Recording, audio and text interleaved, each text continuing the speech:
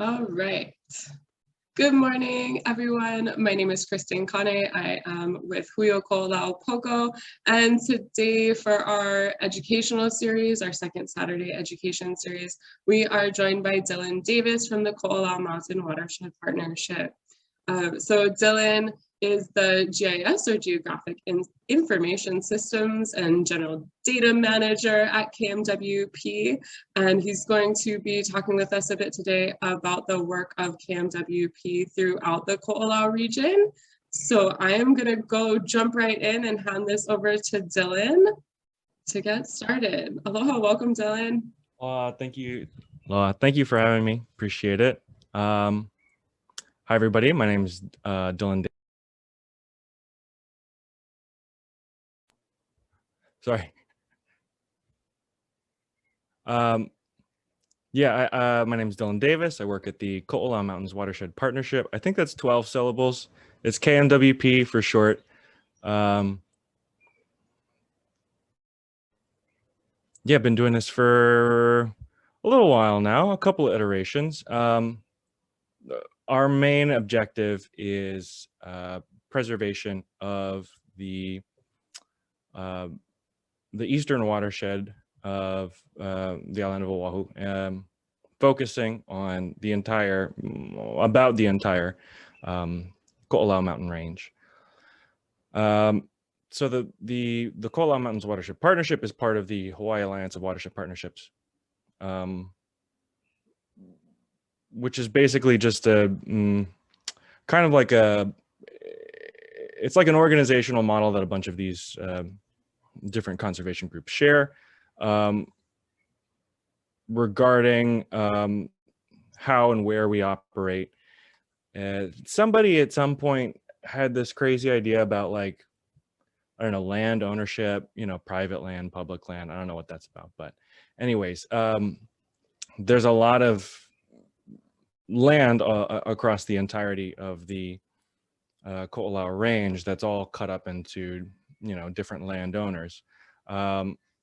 Here is a small map of what I'm talking about. So these are all the various landowners that are members of the partnership with us. We have some non-landowning members too who also contribute to the work that we do. But basically what we're trying to do is collaborate across this entire mountain range, across all these different landowning partners and non-landowning partners, to maintain the integrity of mostly the native forest as a means of preserving our watersheds, as a means of ensuring that we have clean drinking water indefinitely, and that it doesn't turn into a dust bowl and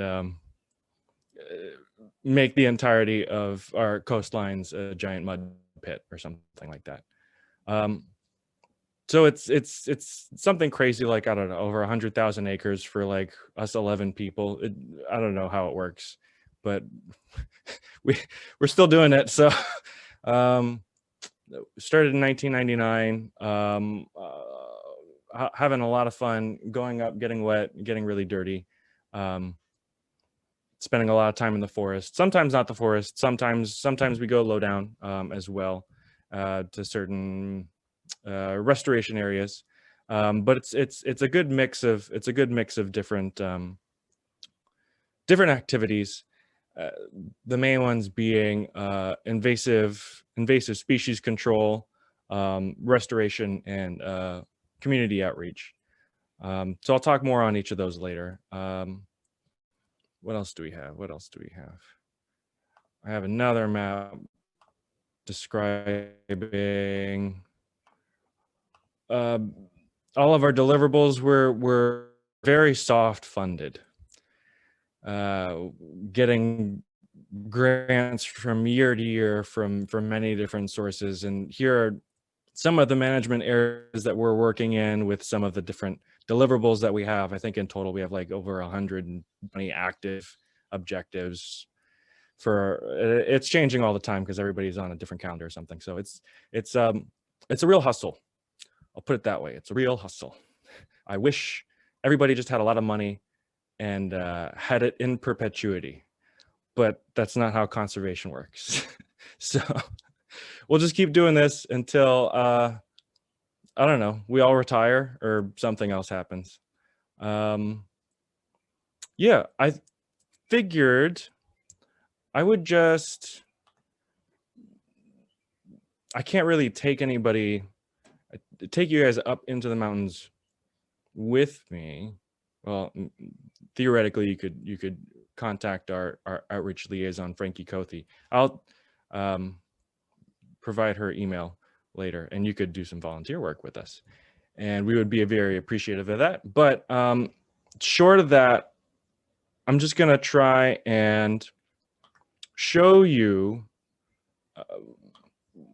the kind of places that we work and the work that we do. Here's a little video.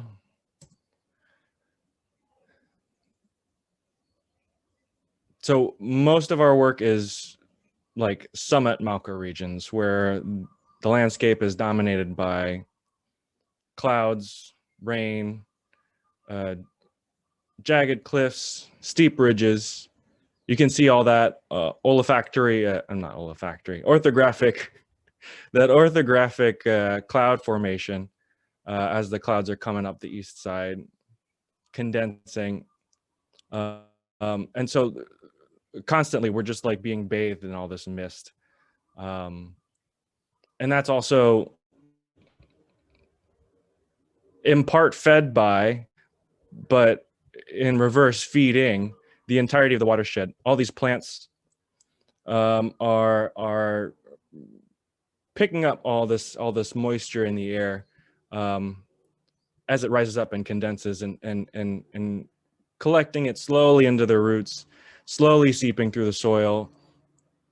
As you travel further and further downstream, the collective gatherings of all these bowls and all these valleys forming into huge twisting rivers and streams that we spend a decent amount of time in. We actually try and not spend a lot of time in the stream because getting in and out of the stream's kind of difficult. It's easy to walk around once you're in there, but like ideally we stick to high points and not low points because it's just easier to navigate. Way lower down you can get stuff like this. This is Manoa Valley. And here's a nice dark shot from our site in Waihe'e. This is I think this one's called Hamama Falls. I've never gotten that confirmed, but we've been doing some work with Border Water Supply there, and that's one of their main sources of fresh water in Ko'olau, I believe. Yeah, our work basically takes us anywhere that water resources need to be conserved. And we do typically try and focus on the conservation aspect, what with preventative medicine being, the most cost-effective form of medicine. We're trying to go to all of these areas that are super remote and super untouched. One, because they tend to have the highest amount of rainfall, but two, they're undegraded or less degraded than a lot of lowland sites that have previously been used for other purposes, intensive agriculture, ranching, where much of the native forest has been denuded and replaced with invasive species. I'll get to that later. The primary reason for us focusing on these native areas is they just pump out so much more water. It's crazy. I think what is it? I think annually there's amount of water that ends up recharging our aquifers. It's, I don't know, like several million gallons. I should probably know that, but I think I believe the equivalent is if you took the entirety of the south side of Oahu and covered it in 6 feet of water. So if you ever go to, like, I don't know, the top of Pearl City, that's a bad example, but that's where my office is. And you look south, just imagine everything being covered in 6 feet of water, and that's how much water is being collected. And it's being collected by things like this ohia, this moss-laden ohia. As those clouds and as that rain is passing over, just the sheer amount of surface area of all these plants, both internally and I guess eventually internally with their root systems, it's able to intercept an incredible amount of water. And here's the key: slowly allow it to percolate into the ground and recharge aquifers. The problem with not having this level of ground cover, this amount of surface area for slow, I'll play it again because I'm still talking, for slow recharge, is that if you take a hose to a dirt hillside, you're going to end up with a mud pit at the bottom and a smaller hillside. These native plants are the best at having a multi-layered forest structure with ground cover, sub-canopy, canopy. And basically every strata of the ecosystem has a niche species that's filling it. So our keystone species like ohia, like koa, and some of our the oluhe here, this oluhe and the uki, which is maintaining this incredibly rich topsoil layer as well, covering the ground, and then a myriad of bushes and trees and vines and existing between the canopy and the ground. So we're really trying to maintain that forest, because it's already out there, it's already beautiful. Why would you pay somebody to desalinate your water or something, or make a machine? Like, it's an existing ecosystem service, and it's pretty awesome. So just make it last forever. That's the idea. But working up there for several years, we can see, like, with our own eyes, like, oh, this is not lasting forever, even with our efforts. And it's kind of an uphill battle. It's kind of Sisyphean. And there's a boulder that may or may not, crush everybody that we love if we stop pushing it. I guess we'll find out, or we won't. Things are pretty crazy right now, but we're pushing back on primarily invasive weed species. And the reason for that, invasive weed species, invasive ungulate species. It's a 1-2 combo, because they like to play nice together and cause havoc for the rest of our ecosystem. But these are kind of the main impacts that we're able to control directly. I mean, besides, climate change and demanding, like, carbon taxes or switching to entirely renewable energy resources, and et cetera, et cetera. There's plenty of fantastic organizations all fighting that good fight. But for us on the ground, we're working with invasive weeds and invasive ungulates. Here is some weed footage, and this is my favorite kind of work. This is Lower Manoa Valley. This is entirely corrupted. I shouldn't say corrupted. Invaded by ginger. And being one of our largest threats right now. Endangered tree fern species from its native range, incredibly invasive and detrimental tree fern species here on Oʻahu. Here's our field tech, Jordan, taking one out. They can get really, really, really big. Just, oh my God, just like, 30 feet across. Just, I can't even imagine how many hundreds of pounds they are. Man, they just grow. They just grow and they spread everywhere. There's like 14 million spores from that's my roommate, Jeff. I hope none of you are kosher because our field crew is going to ham it up. That's a joke. Okay. 14 million spores on a single frond or something. And of course they're all aerial dispersed, so they get everywhere. Our crew's doing work in pretty rugged terrain. Here's Jordan on a rope, not cutting the rope, thankfully. Here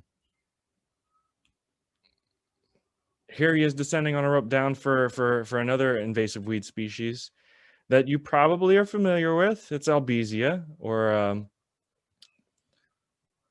Falcateria mollicana from the Moluccans. I'm not Indonesian. I don't actually, that's probably not how you say it. Albizia is pretty nuts. They get really big, really fast. I think in Hawaii specifically, they might be the fastest growing tree on earth. Here are two of our technicians, Shane and Matt, working on a big ass albizia tree. Sorry, I shouldn't have said that.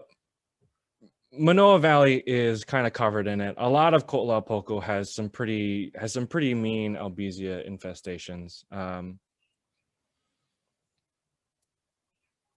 I know Waikane's got it bad, and then Waihehe has. Well, we're getting rid of the ones in the back of Waihehe. The front of Waihehe still has some. The thing with albizia is they grow so fast. They drop big limbs. I mean, and when they do start getting together, they start just completely dominating the canopy, outcompeting other keystone species, native forest species, which have grown to evolved to exist with our understory species. So here it's albizia up top, and it's angivan weeds on the bottom, and that's it. And that's it. So as soon as that starts raining, there's nothing beneath the Angiopteris. There's no aluhe. There's no rich mosses. As soon as it starts raining, all that water is just gonna run all the dirt and the mud down Manoa Stream, down to the beach. Here's another species that we've been working on. Paperbark. This is a very common ornamental species, formerly planted for forestry and potentially timber products. I'm just going to back up real quick. I know that was pretty cool, but this is what I'm talking about with those monotypic stands. I'm sure you guys have seen these. Basically, a big sore thumb in this beautiful hillside of Aluhe, Ohia, Koa, Iliahi. Just a solid mass of a single non-native species. Underneath, you're not getting anything. We'll go back to the clip. And so time and time again, this is what we're worried about with the Angiopteris, with the mule's foot fern, with the albizia, with the paperbark. There's Jordan dropping a tree. You can see that understory left behind from this clear cutting. It's just dirt. And a lot of these invasive, paperbark particularly, it being a eucalyptus, its leaves being filled with oil, it hits the ground, and these oils, these secondary compounds, can reduce native plants' abilities to come back from the seed bank and replace them. So a lot of these spots will be kind of rough, kind of bare, kind of brown for a little while. But you can see some of the other work that we're doing downhill. A lot of that understory coming back. Here's our former intern, now full-time staff. He makes the dream happen. Congrats, Brenner. working in kind of a sketchy area. Not that sketchy though. I mean, we've done worse. And our other former intern, Angie, she is a lot of fun. I really miss her. She was always having fun in the field.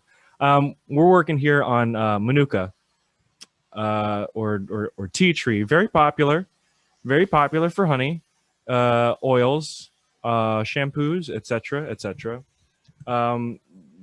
Another species, invasive species, where we're concerned about monotypic stands, crowding out native plants. Brenner working again. And these masses just get so big, dude. It's just a sea. It's a sea of these trees, and they leave nothing but seeds and brown leaf litter behind. Nothing is growing under there. Maybe some uki.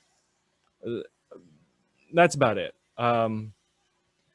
It's just really intense. Sorry, I'm going to keep talking, so I'm going to play this again.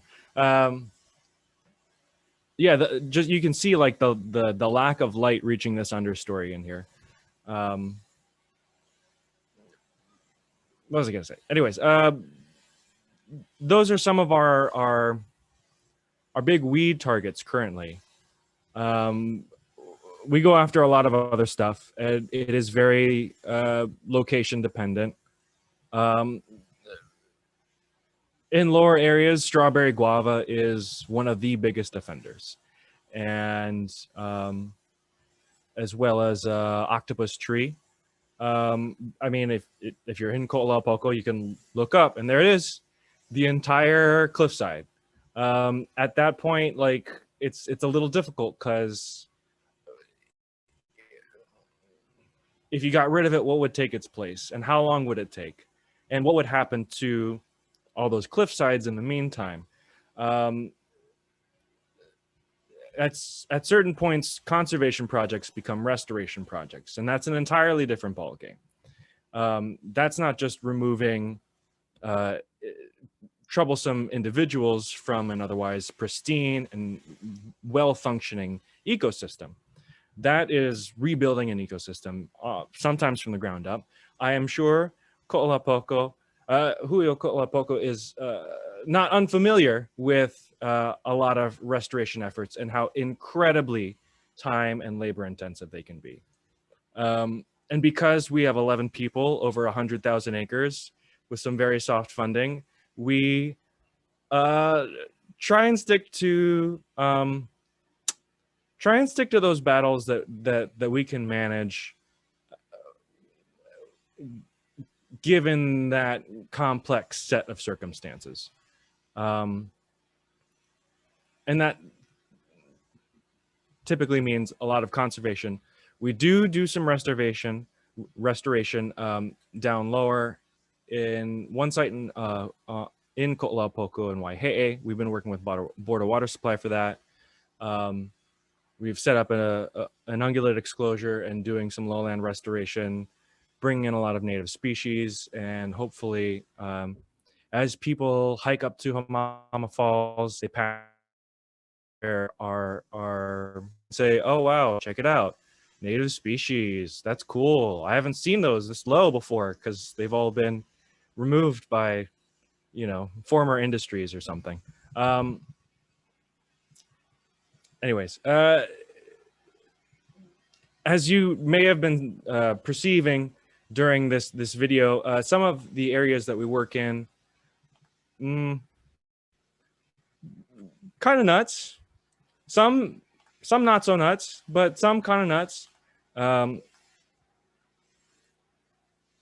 A huge part of our job is actually logistics. Traveling to and from places, because our sites are typically so remote. Getting there is a huge part of the battle, and so sometimes we have trails, like this one you may have hiked up to Kanahuanui, up in Manoa, and they get steep, they get muddy. You've been outside. It's a challenge, but comparatively, these are our easiest form, or at least least costly forms of access and some of our most important forms of infrastructure. And it's a lot of fun when we get to hike trails. We love hiking trails. However, when we can't hike trails, then we got to pay for a helicopter ride. And it's pretty sweet. I'm not going to lie. It's really great. It's a lot of fun.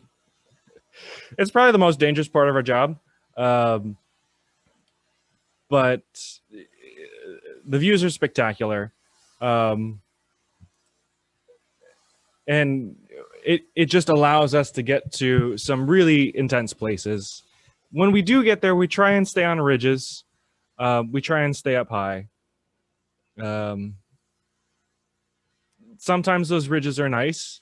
Sometimes, you know, if you take one wrong step, you're dead. But we're careful about where we step.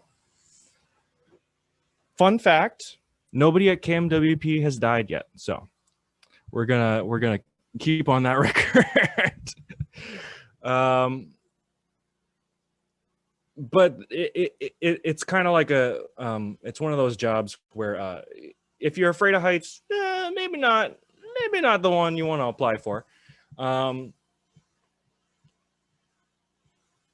But it's just so beautiful. It's just so beautiful. I spent way too long just like putting together all this footage because I couldn't pick which shots to choose because everything's just so nice. You know, when you get a lot of invasive species, you get erosion like this, and then it's way more dangerous, and you could fall off down into a ravine and break an ankle. Fun fact, nobody at KMWP has broken any ankles yet. So we are trying to keep on that record as well. Here's our crew in Manoa. When you're not hiking up a ridge or on a trail, you're pushing bush.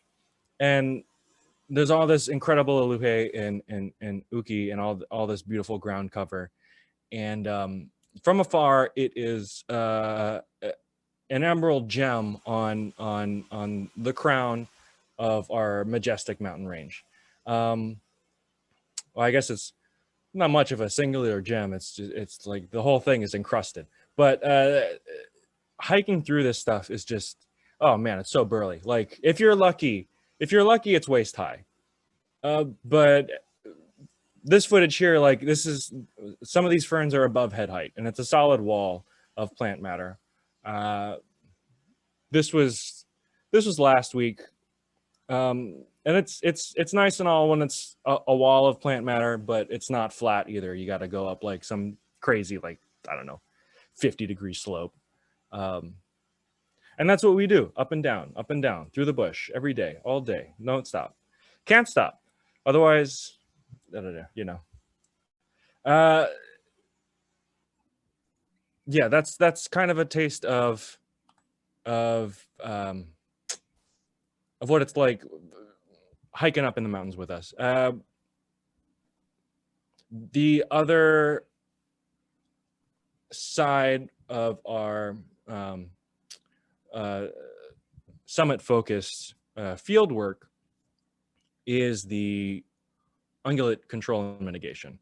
That's goats and pigs.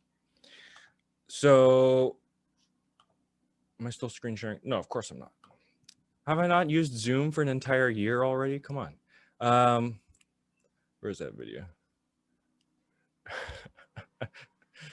Here it is. Okay, sorry.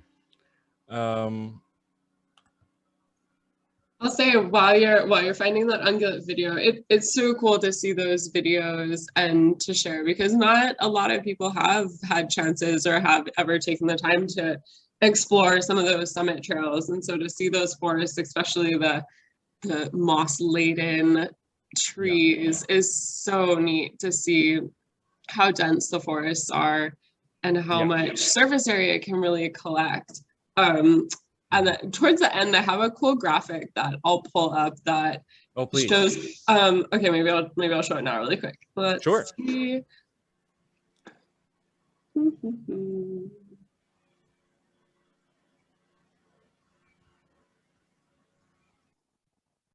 Okay, maybe in a little while. I'm not gonna pull it up right now. But Okay. I'll pull it up at the end. It's more focused on impervious surface in an urban area, but I think it's a cool representation. So I'll pull that up and get that queued up for Absolutely. us. But yeah, those I think for me, the first time that I got to go on a helicopter and see those upper regions of the watershed, one of the things that struck me the most was how meandering and snake-like the stream systems are up in those regions, because they almost fully make a figure eight on themselves sometimes in the way that they come down those steeper slopes, especially when you're looking at like the Wahiawa area and the Wahiawa plains and looking up towards the Ko'olau summit. They look valley-ish and ridge line and just kind of this nice slope, but when you're above it looking down, it's so snake-like, and it's crazy to see. There's really is so much surface area up there in those forests. So I love seeing the videos. It's a great reminder. And one clip from the Pomoho summit, I think everyone does that pose with the arms out as they walk up to Pomoho. That's the classic. Yeah. So awesome. Okay, I'm curious to hear more about your guys' ungulate work. Sure. Yeah, no straight lines in the mountains. And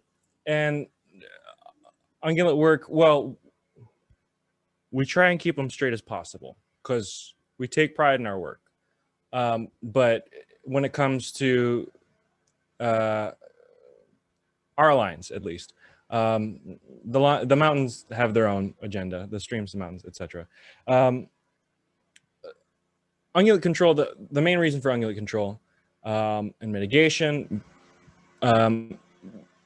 besides the direct damage that they do to the native forests and the understory and the soil substrates, being their synergistic relationship with invasive weed species, strawberry guava being the absolute kind of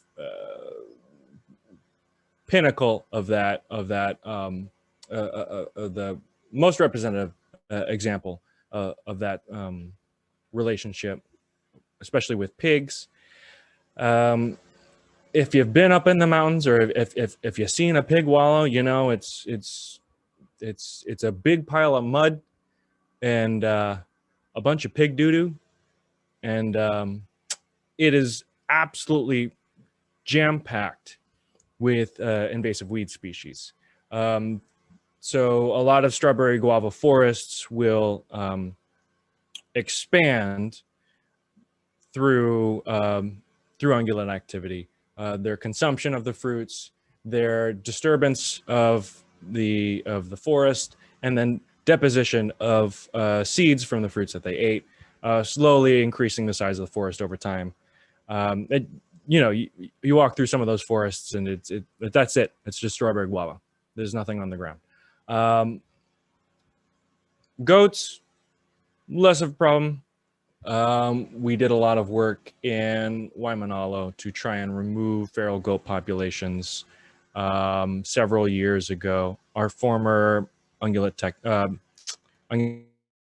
manager, Josiah Jury, one of the best people I ever met.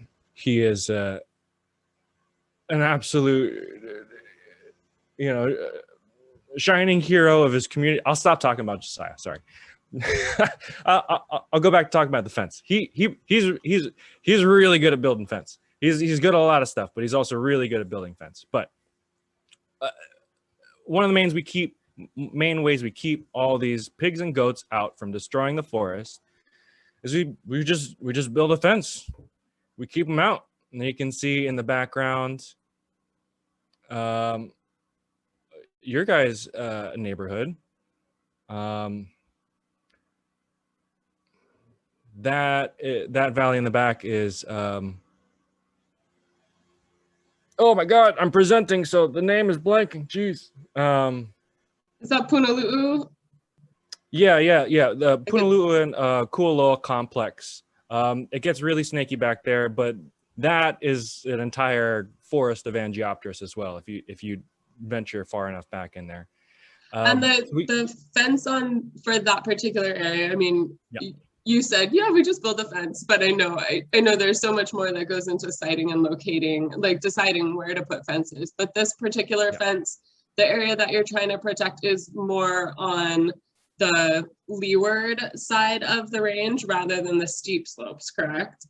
The cold, yeah. So rather than protecting the leeward range rather than the windward steep slopes. Yeah, unfortunately, the leeward side just has a bit more real estate to work with. It also has fewer 90-degree surfaces, which is preferable for working on.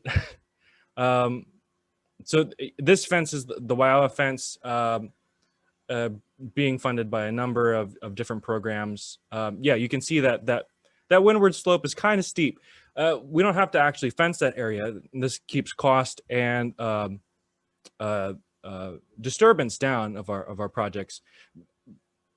No pigs or goats are going to climb that, so we don't got to worry about it. We just got to worry about those areas where they might be able to contour around a ridge or up a trail, or particularly down on the leeward side where it's a lot more mellow, they can just walk all the way up.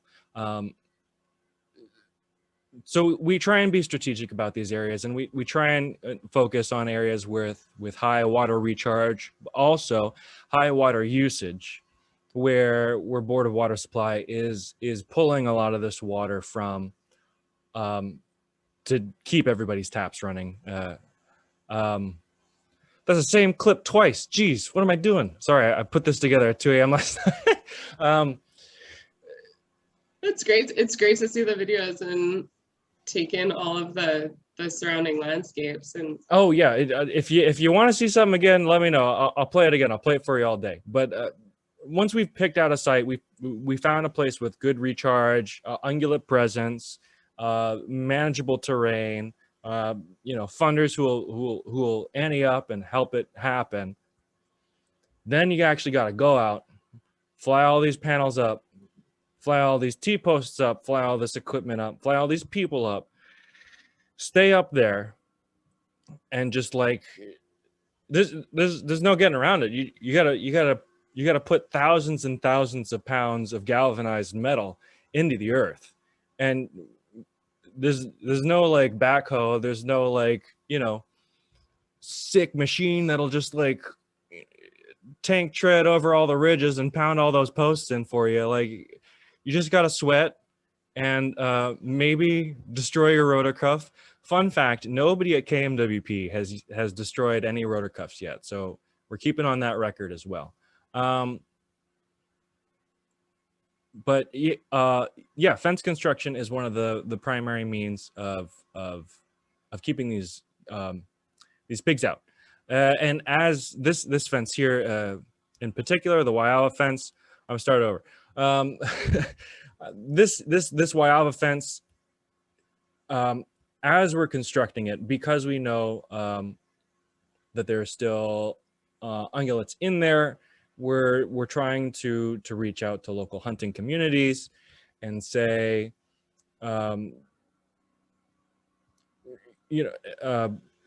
would you be able to help us make this a pig-free zone so that we can stop worrying about the mammals and just focus on the weeds, because the weeds are bad enough.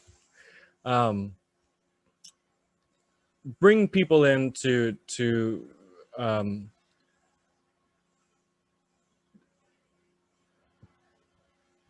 try and keep these areas as clear of threats as possible. And over time, after the entire fence goes up, we're looking for pigs, and trying to help them, trying to get them out, even after the whole fence is constructed. And we got to go back. Fences, they don't regrow like plants. So after years and years of intense like rain events and erosion and heavy windstorms, we got to go back. We got to repair these things. But they're one of the most important tools for us in protecting our watershed resources. And they can be controversial. I can understand that. It is, I wish we didn't have to have them. But the fact of the matter is conservation efforts with a growing ungulate population, you know, a lot of times you're just spinning your wheels and throwing money away. And we got to do what we can to actually like stop spinning and like start winning, like getting points on the board, you know. I wish this would be a completely intact, pristine, 100% native ecosystem. And maybe one day we'll be able to take these fences down. But for now, they are a very, very important part of what we do. And they also make getting from point A to B a lot easier. Just like following a fence is pretty much the easiest thing you can do besides following a trail. So yeah, that's Awesome. that's about, yeah, that covers our main field activities, I think. Yeah, I think fences, of course, they can definitely be controversial, but one of the first things that got me personally interested in feral animal management was a study that came out of Manoa Valley on Maui, and it was about how much more readily the strawberry guava seeds germinate once they've passed through the digestive system of a pig. Yeah. All the enzymes in a pig's stomach help to break down the seed coating and seed casing, and they're just that much more ready to germinate. You'll see pig poop just blooming with new little seedlings coming out of it, and the goats will totally denude an area of vegetation, and you can really start to see their trails kind of contoured and scarred across a landscape. So some areas, I think it's definitely necessary to fence to protect these pristine landscapes that do recharge so much of our aquifers. So I'm gonna just share really quickly the other photo that I was able to find.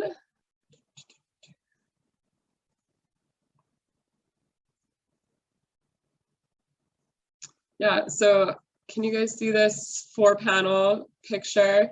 So this shows more of an urban translation to ground cover, but I think this natural ground cover shows that when you have just natural ground cover in a forested area, it might be a much higher number. You're getting 25% of a rainfall event that is becoming infiltration into the ground. So 25% of a rainfall event in an urban area, urban landscape with natural ground cover, like a park, potentially, you're gonna get that much more infiltration over somewhere that's got 10 to 20% impervious cover, or even worse, 75 to 100% impervious cover. That's just a fully paved parking lot. A lot of our Ko'olau region, Kaliuwa'a and Kaneohe, some of the densest areas in those regions are at about 60 to 70% cover. So we've got somewhere in between only 15% infiltration to 5% infiltration. So those upper landscapes that you guys are working to protect are really vital to our system and to the drinking water here in Hawaii.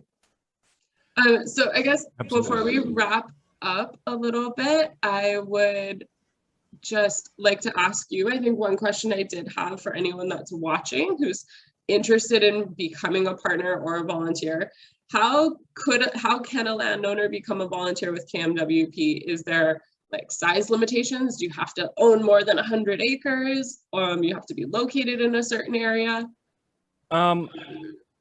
No.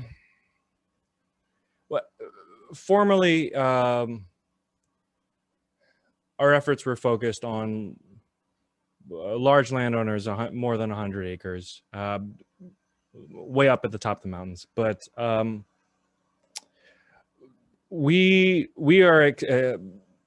expanding our focus area. Most recently, we've partnered with well, not most recent. We're partnering with a landowner in Pia Valley. You may have heard of Protect and Preserve Hawaii. That is a very lowland site, so that's outside of our traditional. Traditionally, we work in the state conservation boundary or something like that. That's getting pretty low. We're also working with partners who are definitely smaller landowners. You don't even have to be a landowner. If you want to help commit resources or time or labor, we're not gonna say no. If anybody wants to become a partner member, they can reach out to us. Our operations manager is JC Watson. What's the best way to throw up an email on here? I know. Hold on. You can put it right into the chat, or we could screen share your website if you'd like. Oh yeah, how about that? The screen share the website thing. That's a great idea. I can pull it up for you. Sorry, I'm pulling up. Our operations manager is JC Watson. He would be the person to talk to regarding inquiries for potential partnerships. Oh, look at that. Ooh. Anyways, you can reach him at KMWP MGR at hawaii.edu. I'll throw that in the chat. MGR hawaii.edu.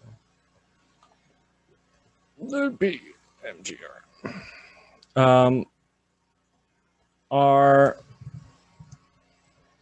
outreach liaison is Frankie.